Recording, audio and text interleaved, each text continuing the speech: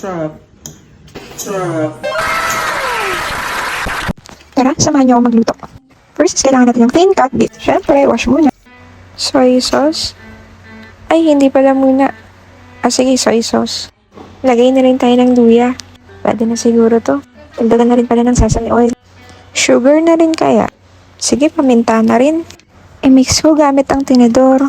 Para nga abutin pa ako ng 1 taon. Kamayin ko na nga. Ayan, tapos na. Lagay ko muna to sa ref. 2,000 years later. Ayan, malamig na. Sa tasay ko muna to. Maglagay ng toyo sa mangkok. Sunod naman natin yung kalamansi ng kapitbahay. Lagyan na rin natin ng asin. Hindi ko alam kung bakit nilagyan ko ng asin. Bahala na nga. Lagyan ko na rin ng honey. 1 kutsara lang. Siyempre, mekos-mekos na this.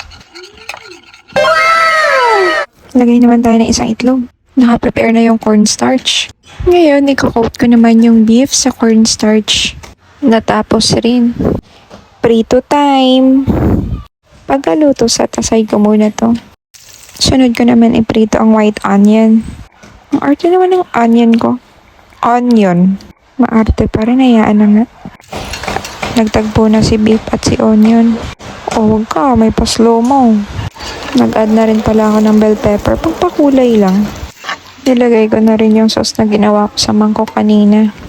Ayan na, na-overcook ko ata. Pero ayos lang, laman siya din yan. Bagong gising yung ko na yan. The moment of truth. Kain na daw muna siya. Sige. Bye-bye. See you next time.